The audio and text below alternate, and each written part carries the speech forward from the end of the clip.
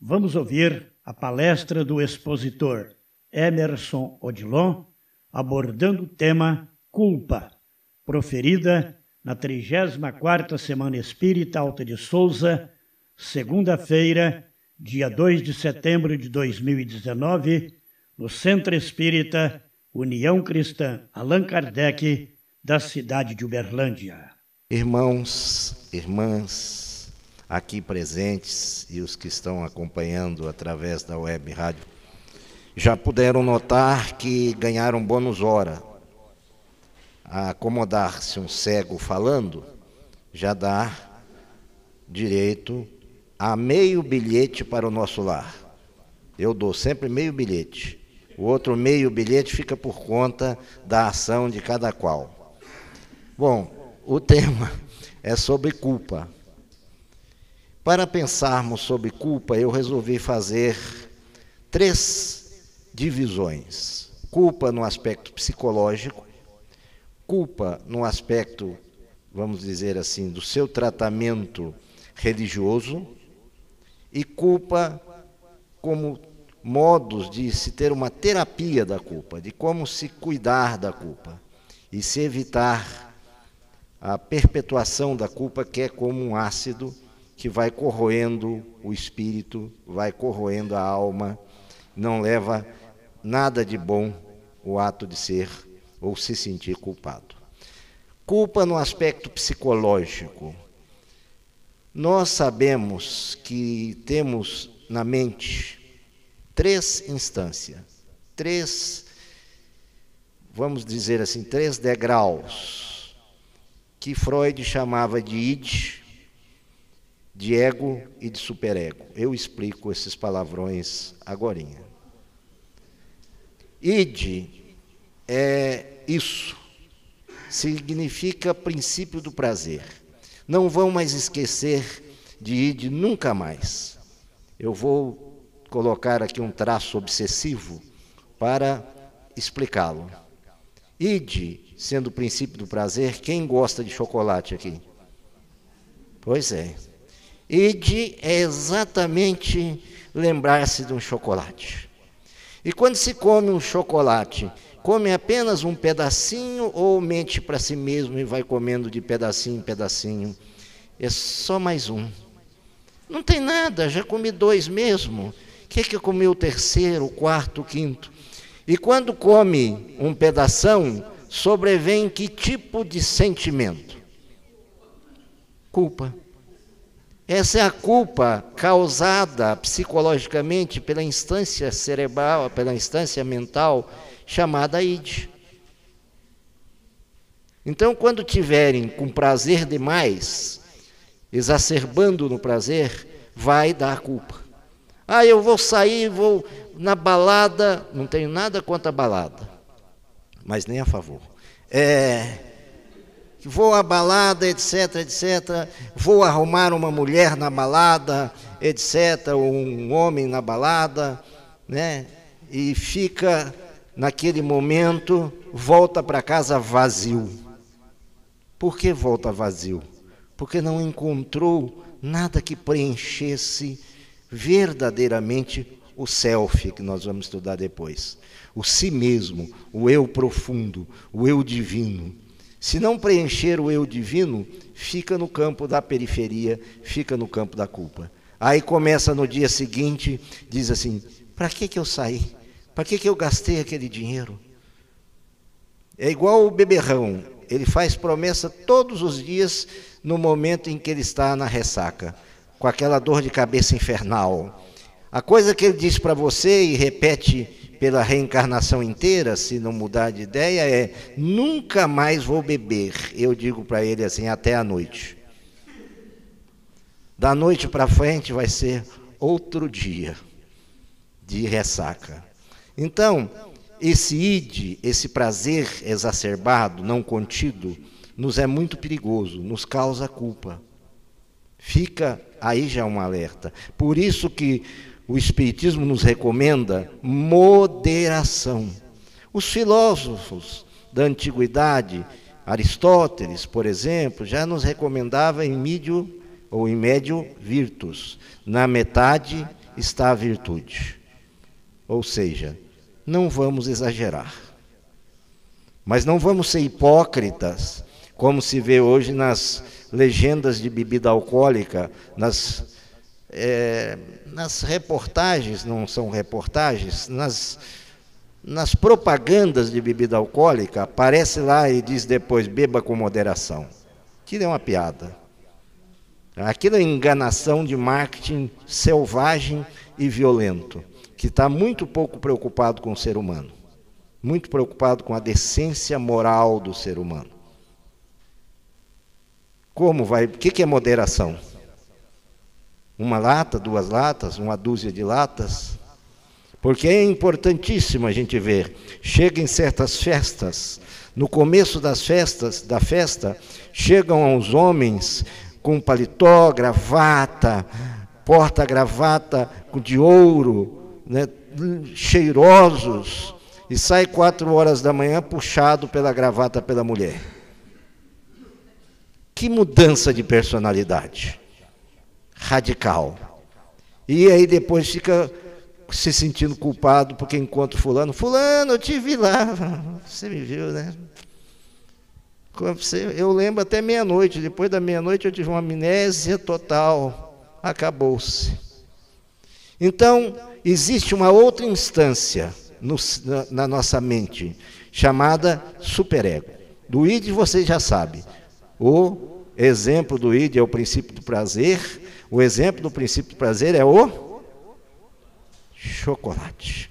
Existe uma outra instância da nossa mente, chamada superego, ou supereu, como alguns o chamam. Ele é o sujeito do não. Ele diz tudo para ele é não. Não pode, não dá, não serve, está errado. Entra naquilo que a igreja, né, no ritual católico, pelo menos, tinha minha culpa, minha grande culpa, minha máxima culpa. Depois de fazer um mantra desse sobre culpa, se não se sentir culpado, é algo estranho. O sujeito ia na igreja só de faz de conta. Talvez fosse até bom, né? Porque pelo menos não sairia culpado. Olhando pelo aspecto que eu estou tratando, não estou fazendo crítica religiosa nenhuma. Estou apenas dizendo da ritualística. Minha culpa, minha máxima culpa. Se a gente vai repetindo isso, isso vale para qualquer tipo de situação. Eu estou sofrendo por conta do obsessor. Vou trazer para o Espiritismo também, para não falar que eu estou criticando a Igreja Católica. Eu não aguento mais o obsessor. Aí traz-se o obsessor na mesa mediúnica, ele fala, o senhor está seguindo ela, por exemplo, que coisa difícil, ela está passando por um momento tormentoso. Ele disse, mas ela que me chama o dia inteiro. Ela não para de me chamar, não para de pensar em mim. Então, o que é ritualístico também pode levar a situações negativas. E o supereu é o sujeito que diz, não pode, não pode, não pode, não pode. É também um grande motivador, um grande criador da culpa. Porque ele é o sujeito da negativa. Tudo ele está barrando. Fulano luta para fazer isso de forma boa, aqui, agora, não consigo. Aí depois volta para casa culpado e diz assim, eu até podia ter tentado, mas eu não tive coragem. Foi o superego que ganhou a luta ali. Eu tenho uma amiga baixinha, e ela ia pedir emprego, e chegava e sentava e ficava imaginando, o chefe não vai gostar de mim, eu sou baixinha. Ele vai gostar de mulher alta, bonita, assim, paniquete, coisa do gênero, e não vai gostar de mim.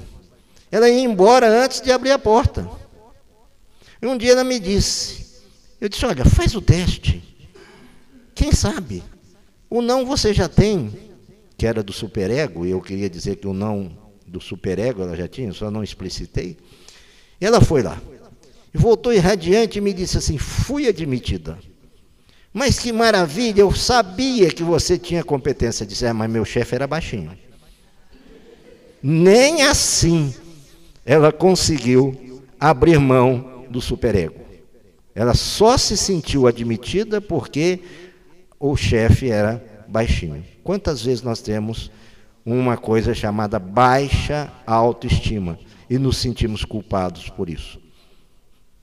Nos culpamos por tudo que acontece conosco, com o planeta. As pessoas dizem assim: o mundo vai acabar, que é uma forma grande de espargir culpa nas pessoas.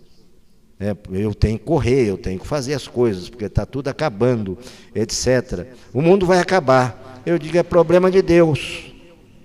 Por quê? Se ele me pôs aqui, ele vai ter que me levar para algum lugar. Estou pouco preocupado se vai acabar ou não vai acabar. Então, tirar essa ideia do superego, tirar essa ideia de que nós somos menores. E outra, a culpa está ligada a perfeccionismo. Ainda estou no campo psicológico. É perfeccionismo.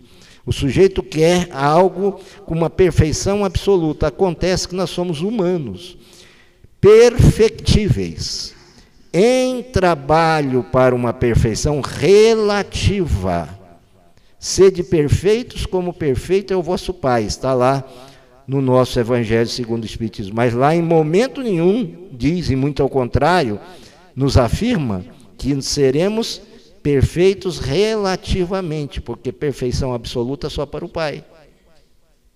Então, observando essa situação, não tem como querer ser perfeccionista. Aí nós começamos a nos encrencar com as pessoas. Fulano, você não fez como eu queria que você fizesse. E, no geral, nós nem explicamos como nós gostaríamos que fizessem. Tem, geralmente, essas pessoas, TOC, transtorno obsessivo compulsivo. Estou no campo da psicologia ainda. Tem TOC. Elas, se você colocar uma cortina 1 milímetro mais baixo, ele tem olho de régua. Ele chega e diz assim: não ficou como eu queria, está torto. Você tem que contratar o resto da população mundial para poder descobrir, só outros deles, para poder descobrir que estava torto. E se não tomarmos cuidado, começamos a sentir culpados. Aquele que pôs a cortina, então, começa: meu Deus do céu, eu devo ser incompetente. Eu ponho a cortina, o homem fala que está torto. Eu ponho de novo, o homem fala que está torto. Eu já não aguento mais pôr cortina. Eu tive um chefe, vou chamar assim para não identificar, há muitos anos atrás, que ele era assim. Quando vinha o moço da cortina, eu dizia para ele: olha, sua expiação vai começar.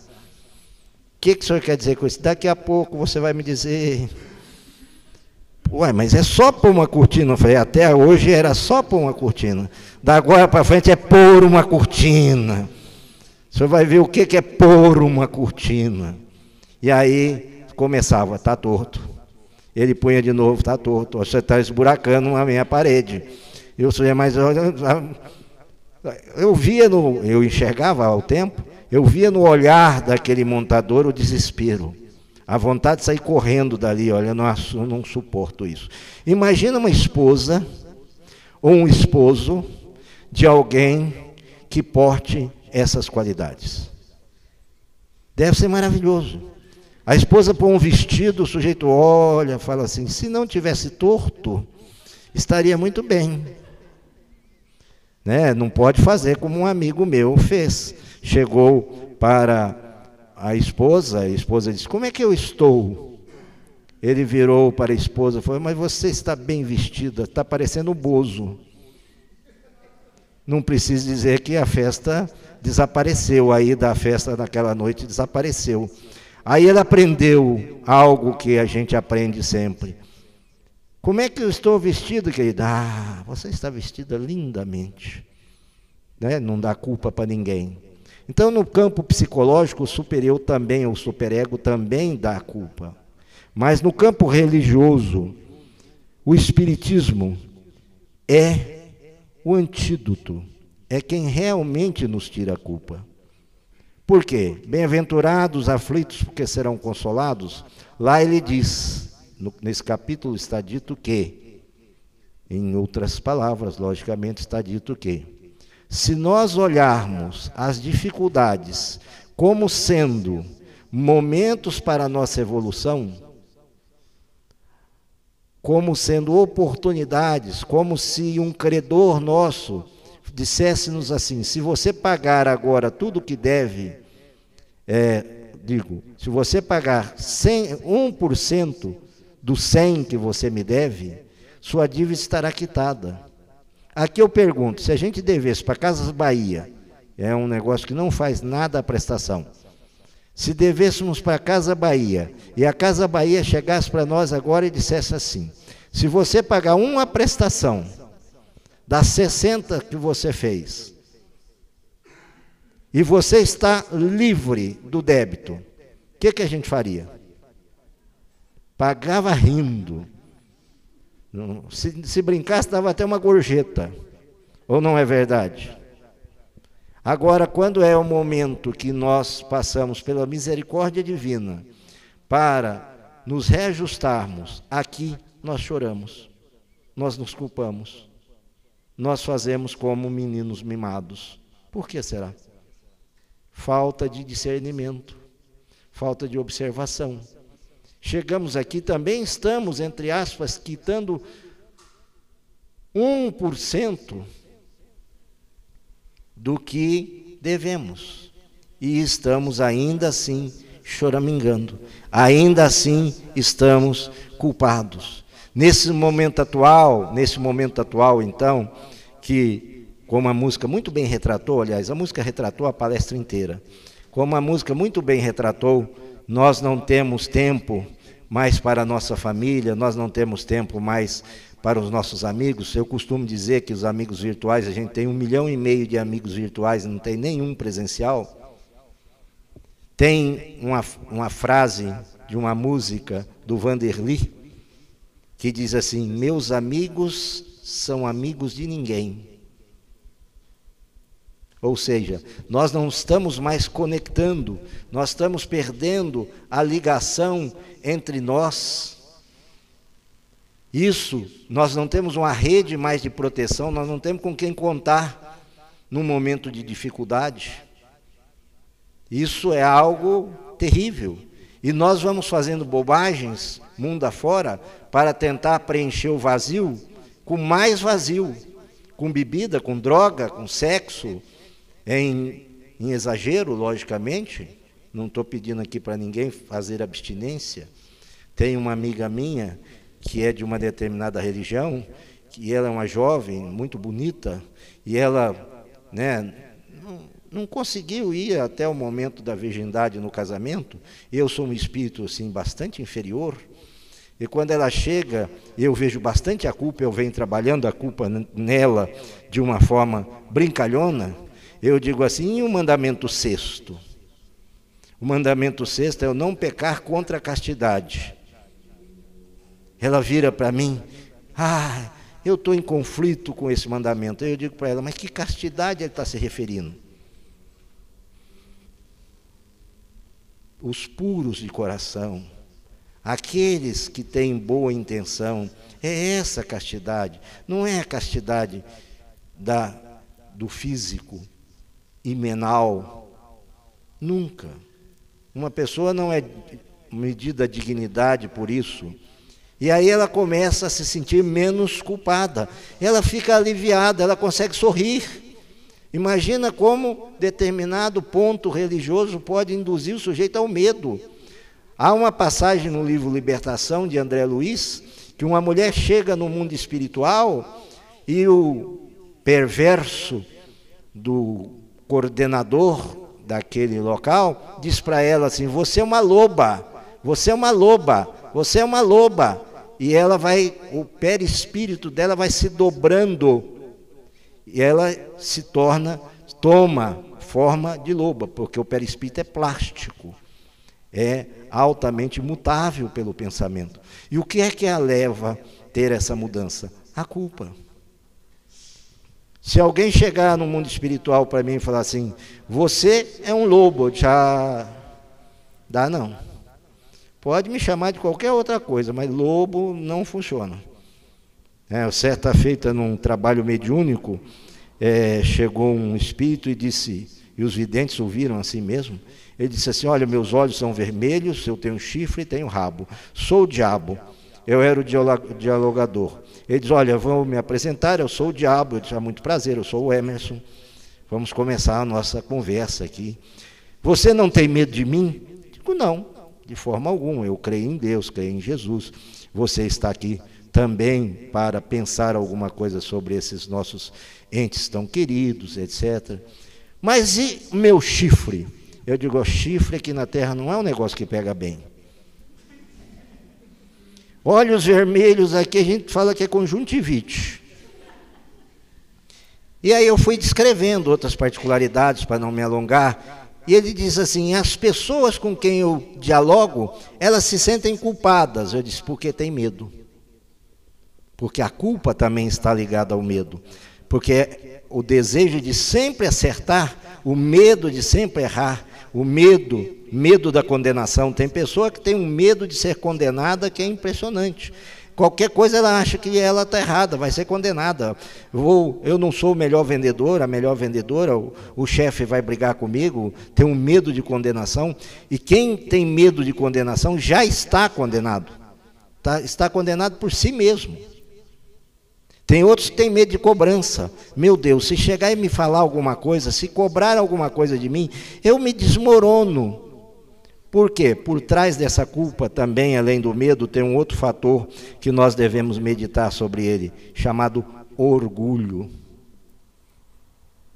Por trás da culpa, no aspecto agora religioso, chamemos assim, está o orgulho, ou ético-moral, como queiram, está o orgulho.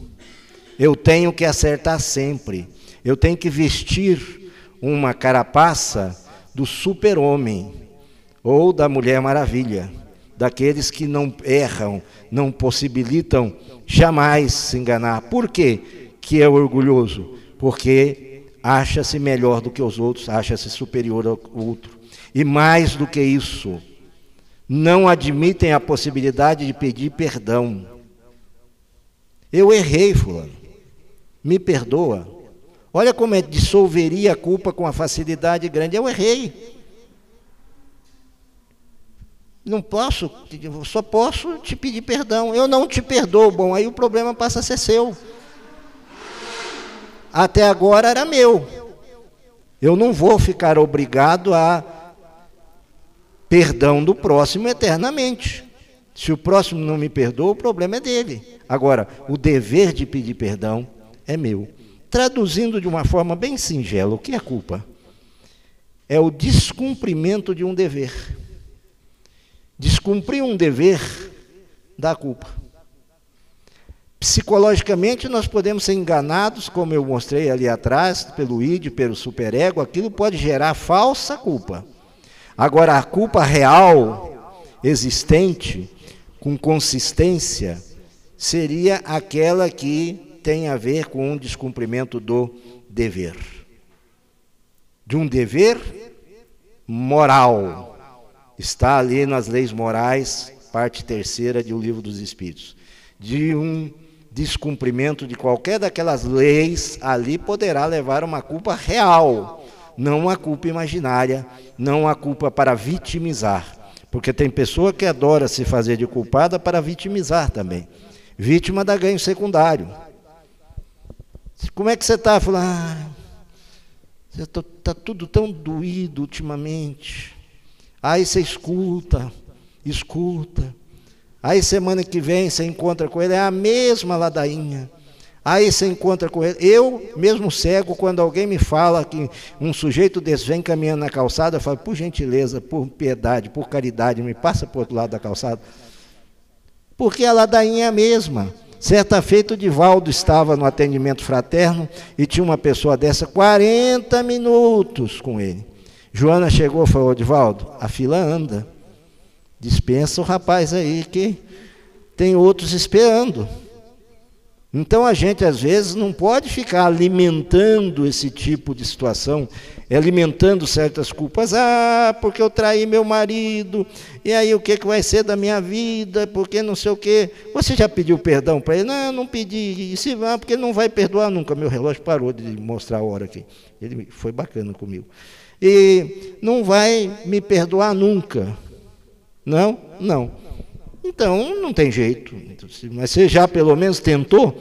Não, não tentei. Então tenta. Mas se eu tentar e se a gente se separar? Mas vocês já estão separados.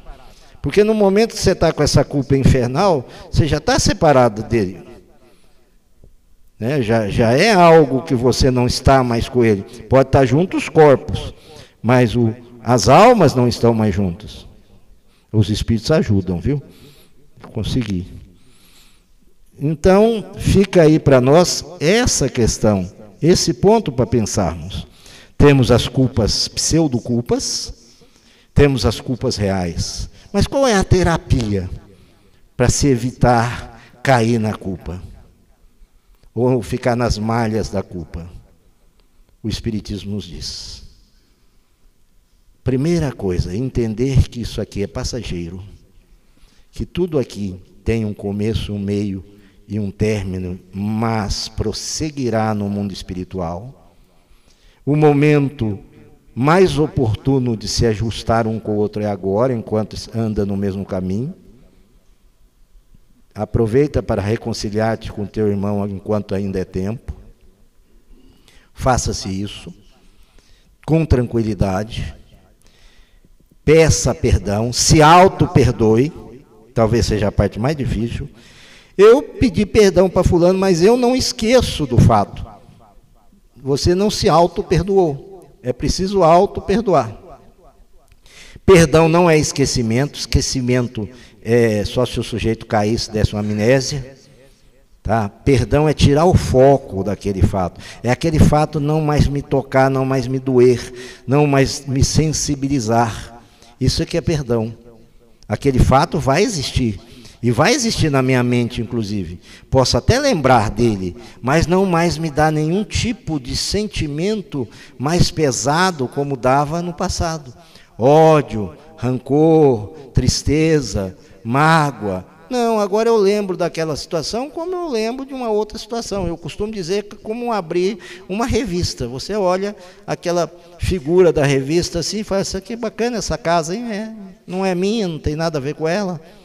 Ou seja, se a gente realmente tomar esse cuidado de auto-perdoar, é a terapêutica ideal para nós conseguirmos deixar essa culpa.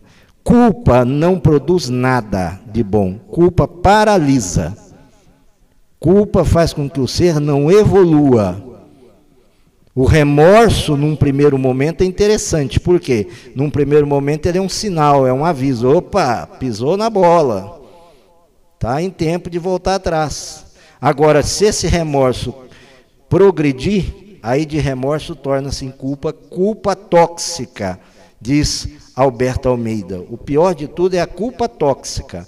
Aquela culpa que a gente vai trabalhando, convivendo com ela de tal maneira, aninhando-a dentro de nós, e conseguimos ter depois doenças psicossomáticas, ou termos aí um câncer, termos boas heranças dessa culpa. As pessoas me dizem: você se sente culpado de alguma coisa que você fez? Não. Você errou? Sim, bastante. O que você fez? Pedi perdão. E continuei. Eu acho que a vida é pedir perdão e continuar. Não estagnar. A culpa estagna o indivíduo. Agora, no mais, não. Eu costumo deixar sempre algum tempinho, não sei, aqui são 20h44, não sei que hora que é o horário, deve ser 20h50, para terminar, quero crer. Tem 6 minutos. Alguém quer tirar uma dúvida, fazer uma colocação, discordar, que é a melhor parte. Ninguém é culpado aqui, hein? Falei para uma plateia, doutor Eduardo, o senhor me chama para falar numa plateia de pessoas isentas de culpa. Me senti em Júpiter. Ah, é? Mas aquele que não tiver nenhum pecado, atire a primeira pedra, disse Jesus. Então tem algum ponto para a gente conversar aqui? Sim ou não? Não leio o pensamento. Não adianta levantar o dedinho porque eu não enxergo. Tem? Nada? Ressignificar. Muito, muito interessante. Ele já deu a resposta, mas eu vou te dar um exemplo. Imagina que você seja uma mosquitinha, certo? Está dentro de um copo, tá? Você está dentro de um copo em cima de uma mesa. A sua vida resume ao quê? Ao copo. Todo o universo seu de situações, de preocupações, de tudo é o copo, não é? Aí imagina que você deu um voozinho e saiu e olhou o copo de cima. Já qual que é a sua visão? Qual que é o seu plano de percepção já? Ampliou. Então é sair do foco. Primeiro ponto é sair do foco. Percebe?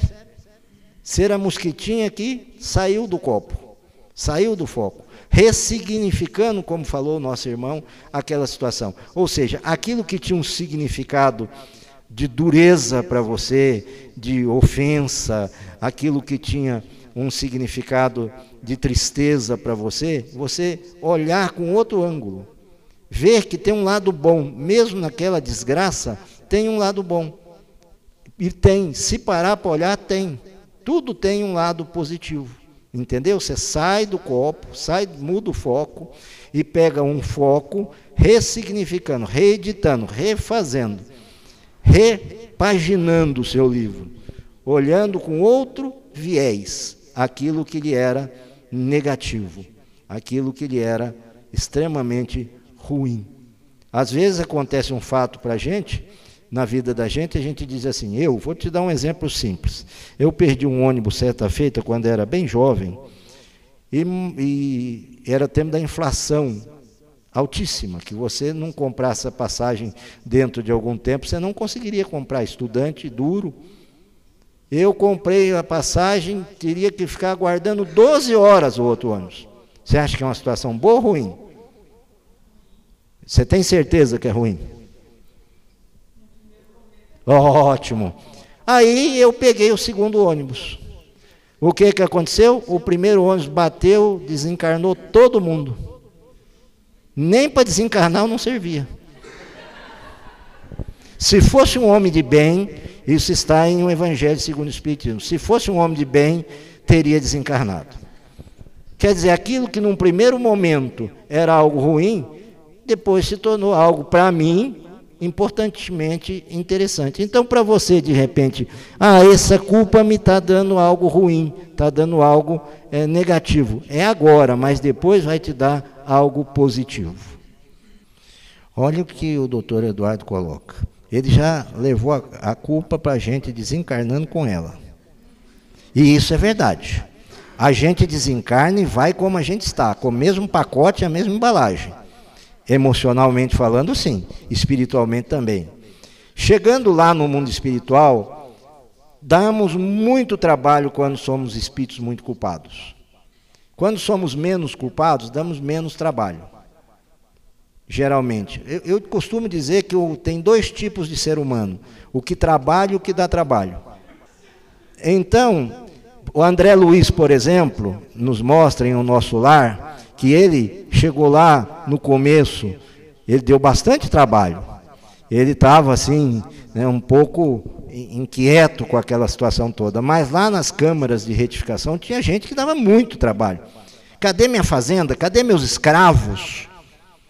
Cadê isso? Cadê aquilo? Os culpados também se sentiam muito culpados, porque no mundo espiritual tudo se amplia. Isso é importante, no mundo espiritual amplia. Então, nós devemos lá, acima de tudo, estudarmos e nos autoconhecermos lá no mundo espiritual e trabalharmos para não trazermos de volta essa culpa, porque o que o doutor Eduardo coloca é muito importante. Muitas das nossas culpas da agora, a gente traz, inclusive, de vidas passadas e traz também da erraticidade entre vidas, no momento entre as vidas, enquanto se aguarda a reencarne. Pode-se trazer dali também culpas. Agora, trabalhar espiritualmente, trabalhar-se, estudar, ser resignado, trabalhar, é sempre o melhor remédio. É trabalhar, com disciplina. E depois, quando reencarna, já reencarna com certeza sem aquela culpa, porque ela já foi extirpada do nosso perispírito, no nosso trabalho no mundo espiritual. Agora, do contrário, às vezes a gente vem com mais culpa ainda do que pode se pensar. Não sei se lhe respondi. Eu que agradeço. Mais alguma coisa? Acho que o tempo esgotou. São 20h51. Oi? Esgotou, doutor Eduardo? Olha, acabamos de ganhar 9 minutos. Não é que eu estou com preguiça, não, viu? Eu vim aqui para a gente trocar ideias. Quem mais quer discutir alguma coisa? Falar nisso, eu pedi para a dona Gilda passar para os senhores um cartão onde tem o meu canal no YouTube, que tem muitas palestras espíritas, e diz Emmanuel que a maior caridade que se faz com o espiritismo é a sua divulgação. Então, depois, fiquem à vontade, curtam, diz que não gostaram, não se preocupem, está meu telefone, quiser alguma dúvida, eu estou fazendo esse trabalho.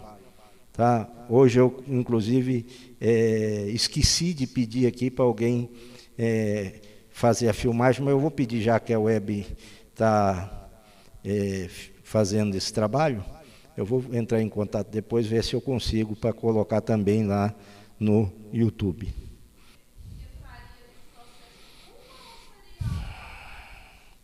Olha, te dizer especificamente que entraria no processo de culpa, eu não tenho literatura suficiente para lhe afirmar isso. Mas com a ecolalia que se tem num autista, não é verdade? E tudo mais, pode-se pensar em... A culpa é muito vasta, ela dá muita sintomatologia, a culpa é muito extensa. A culpa, como ela é paralisante, ela pode paralisar diversos órgãos, ela pode atingir o ser, o espírito, por diversos ângulos. Por que não uma possibilidade? Não para todo, não vou generalizar. Não regra geral, mas por que não? De repente, existia um advogado que ele era tipo aquele Márcio Tomás Basto, que desencarnou aqui, que defendia tudo quanto era medalhão por 16 milhões. Tá? Não interessava se o cara tinha direito, interessava se o cara tinha dinheiro. E aí ele desencarnou. E desencarnou e ficou com um cabeção enorme. Porque ele é chamado aqui de o cabeção, porque era o gênio, né? O cabeção, não era o funk hoje, né? Qualquer coisa de cabeção hoje é funk. Né? Aquele tempo é porque era gênio.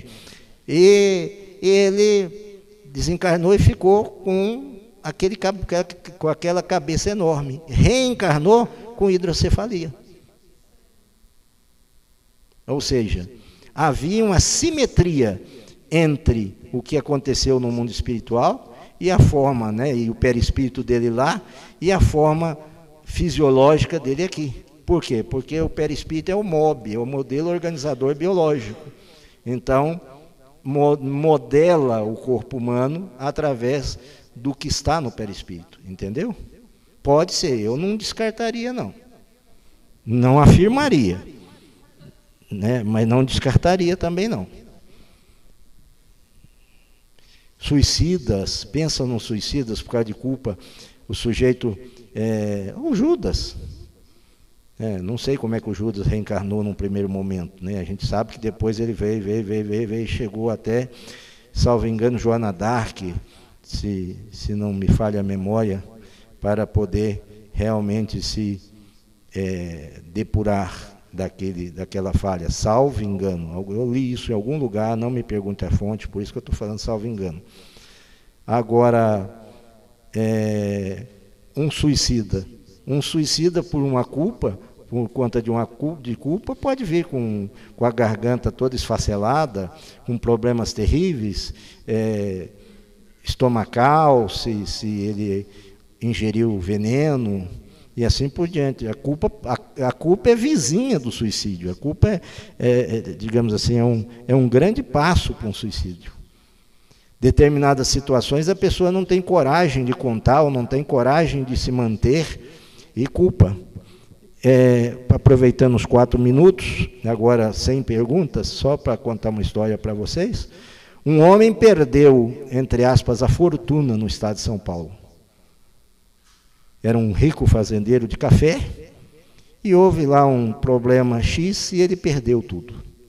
E veio a falência, e estava derrocada, chegou até o farmacêutico, que era amigo seu, e pediu um remédio que, sabidamente, aquele remédio ingerido em determinada dose seria letal, levaria à morte.